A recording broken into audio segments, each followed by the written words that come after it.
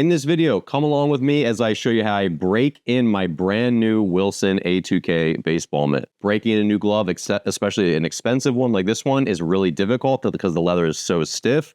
But the tips I'm going to give you in this video will apply to any quality of glove, whether it's youth, whether it's adult league, whether it's super expensive or really inexpensive. It doesn't matter. We're going to talk about finger stalls, finger placement, the break points, where the glove squeezes, how to shape the pocket, all that and more in this video. All right, so before we jump in, let me tell you at the end, I'm going to give you my full list of do's and don'ts about breaking in your glove.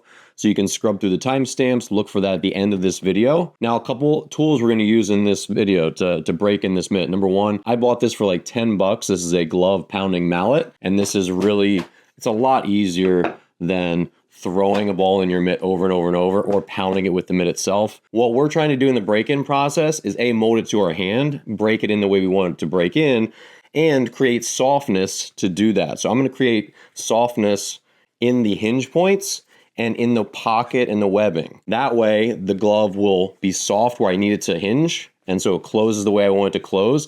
But these fingers are still going to stay super rigid and stiff because that's what I want to keep the ball from falling out when I'm making a catch. And one of the ways we'll do that is using hot water. So you'll see me, please don't try this at home if you're a kid. Parents, make sure you supervise this because you can definitely burn yourself. You want to use hot, not boiling water, but hot water. And you want to splash it in the spot of the glove that you're going to pound with the mallet. What that does, it's just like a blacksmith using an anvil. They're going to heat the metal up, and then the metal is softer. They can pound into shape, and then when it cools, it hardens and it holds that shape. It's the same with leather. The stiffer and harder the leather is initially, the more it will mold to the shape of your hand or the creases that you're putting into it. When you have a lower price point glove, the leather is going to come a lot softer and a little bit thinner, and so it's not going to hold its shape quite as well. That's kind of why you get what you pay for. But that's okay. You can still mold the pocket and shape it the way you want it to a degree. The more expensive glove, the more molding you'll get out of it. All right, so let's jump in. First thing is, how do you want to break in your glove? Infielders typically break it in like this, where they're going to crease it about their thumb to the third finger or the second finger. So this closure is going to make a shallower pocket. Outfielders typically close it more thumb to pinky, which is going to give you a much deeper pocket. So this is up to you, but by position, typically you're going to break it in over this third finger. And if it's an outfield mitt, you're going to go more thumb to pinky or thumb to second finger. And so if you're going to go more of an outfield style with thumb to pinky, the best way to do this, and this is what almost all outfielders do, is they slide their hand over in the finger stalls. So they put two fingers in their pinky stall, their middle finger in the ring finger stall, and their index finger in the middle stall, and then there's nothing in the index finger stall at all. This is how I like to break in my gloves now. I didn't do this my whole life, but I started doing it in the midway through my pro career, and I actually just really like the way it feels in my hand. But if you don't slide your hand over, it's a lot more uncomfortable to go thumb to pinky. But again, this is a personal preference. So I have another glove, or I have another video on breaking in the glove by position. Check that one out. I'll link to it below. All right, so first let's take a look at the pocket before. So I'm going to put my hand in the way I want to close this, which I'm going to try to break this glove in thumb to pinky. You can see it's really tight. So this is what I've got right now, just so we can kind of measure the depth of the pocket after we really work this area here.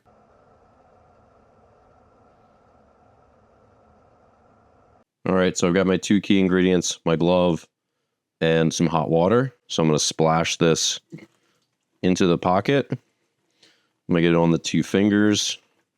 I'm going to get it onto the webbing. I'm going to be careful not to get it on my hand.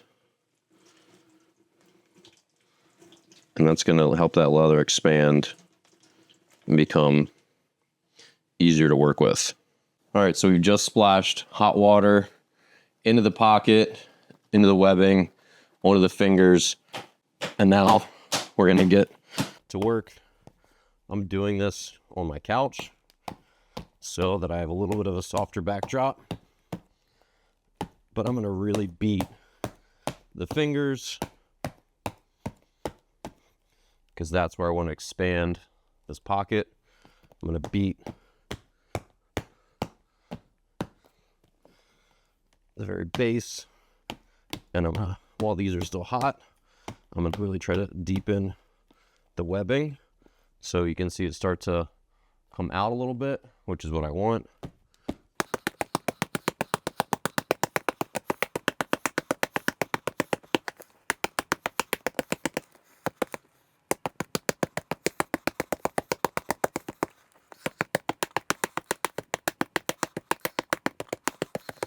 There's a definite improvement. The ball definitely sneaks in a little further, but this glove is still super stiff. So let's get some hot water on these break points and start working these a little bit softer. All right, so we're back to our kettle. We're gonna splash water at the 2 spots, these break points where the glove flexes. Water is not boiling, but it was very hot. It looked like it was boiling in the electric kettle, but it was not. Now we're gonna go work that in. So our goal now, we just splashed hot water here and here. So now I'm just gonna manually really start to work to try to create some creases there. And I'm generally trying to get thumb to pinky, but the main thing is I'm just trying to get a crease started right at this spot where I'm gonna close it. It doesn't have to be perfect. I just wanna start getting creases.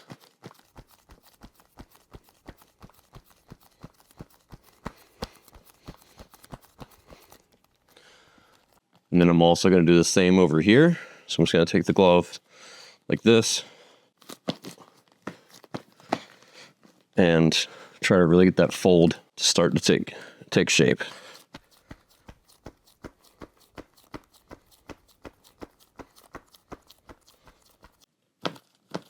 And then I can put it on my hand as well and really just start to work that crease. And then I'm going to, again, go back and forth between the two. And we're getting somewhere. So back to our baseball. Starting to look a lot better. Got some depth here.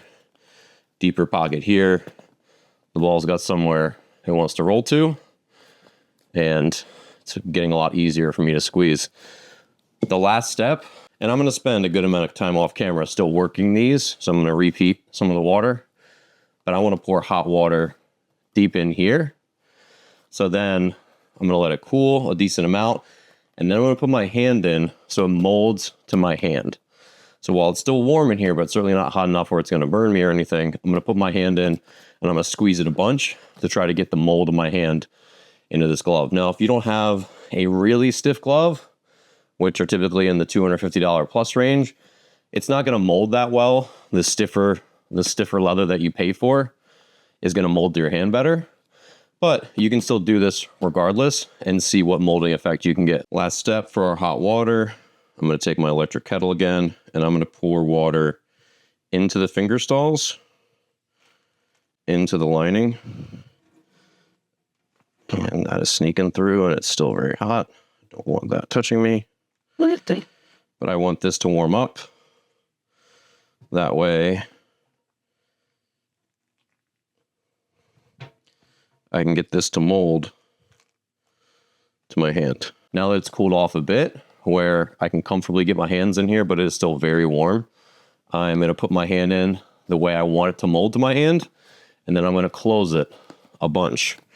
And, you know, I can work it a little bit while I'm doing that, or I can slam a ball in. This is a little hard with the camera right here, but my goal is to get a lot of squeezes in, so my fingers are putting pressure on this lining and molding it to my hand. This is a really good step, especially if you paid for a more expensive glove, that you want this molding effect. You may or may not get this with lower quality gloves, and that's okay, but you can still take this step regardless, because it's still helping to warm up and make the entire glove more malleable. All right, so now let's kind of recheck. How does our web look? Closing the ball on it. When I slam it into here, it closes pretty well now. And it's about where I want it. And the more I play catch, it's going to get molded to its final shape. But even with just a handful of minutes, this is much easier to squeeze. You can probably tell from when I first started filming this video. And I can feel I'm getting some molding effect inside. And you can already see this has shaped up a little bit, where these creases are really going to help. So now I'm just going to play catch with this a ton, maybe repeat this process in a week or two. But right now, the glove is in pretty good shape and I'm ready to go out and play some catch. And last thing, store your glove properly. Do not put your glove down like this because gravity will smush this and make it a pancake. If you ever go to a college baseball field or a pro baseball field, you'll see all the players put their gloves like this on the ground because now gravity is pushing here. It kind of makes its arch and it's not flattening it. This maintains the shape of your glove and all the hard work in molding it that you did. So never put your glove down like this. You'll never see a pro player do that ever. All right, after you've done this initial break-in where you've used some hot water to soften the pocket, you beat it up with a mallet, you've created your creases, right? You've got it starting to take the shape that you want it to take and mold to your hand. After you do that, the best thing you can do is play catch with it and or get in front of a pitching machine. If there's a batting cage near you or you're a member at a baseball academy or whatever, when I was trying to break in a new glove or I was helping a kid break in their glove, I would turn the pitching machine on. I would, get in front of it and I would just like play catch with the pitching machine. That way, in 3 minutes, a friend could feed me 100 balls and they're pop, pop, pop, pop. And that's the best way to break the mitt because then you're naturally opening and closing it and getting that force that's going to soften the leather. So by far and away, the best thing is a pitching machine if you have access to it. If you don't, then you just want to go out and play a ton of catch with it. Beg your friends, and the harder throwing friends you have, the better. Beyond that, here are my recommendations. Oil is not really going to break in your glove. Oil just conditions it, which is a good thing, but it's not really going to break it in. I do not recommend steaming it or doing any of those glove services because it's basically going to soften the entire glove, which, as I mentioned before, you want it to be stiff and hard in certain places and soft in others. So you don't want to make the whole glove soft. You're taking an expensive glove and you're making the whole thing floppy, and that's not the way to go. I also don't recommend you putting a ball in it, tying a rubber band around it, putting it under your mattress. That's probably not going to break it in the exact way that you would squeeze it. And I don't think the crease that might put in your glove is going to be a positive. Now, I know people do this. Is it going to ruin your glove? Probably not. But I don't think it's going to be really like a net benefit. Really, the biggest thing that all of us former pro players did was we just played catch with it a ton. And we would work it by hand, trying to squeeze those creases into it the way that fit our hands. That's by far the biggest thing. So if you're going to invest any time and money into your break-in, finding a baseball academy where you can go catch the pitching machine for a while, that's going to give you the biggest bang for your buck of breaking that glove fast, especially if it's a catcher's mitt. So thanks for watching. I hope this video on how to break in your brand new baseball mitt was helpful. Obviously, I love getting to work on a new mitt. It's super exciting. So if you've got a new glove or if you're just trying to reshape the pocket of your current glove, I hope this video gave you some helpful tips on how to get this thing to do what you need to do. Gloves are a tool. And if you work them well and you take care of them, they will take care of you. Thanks again for watching. Be sure to subscribe. If you have any questions or comments, leave them below, and I'll see you here in the next video.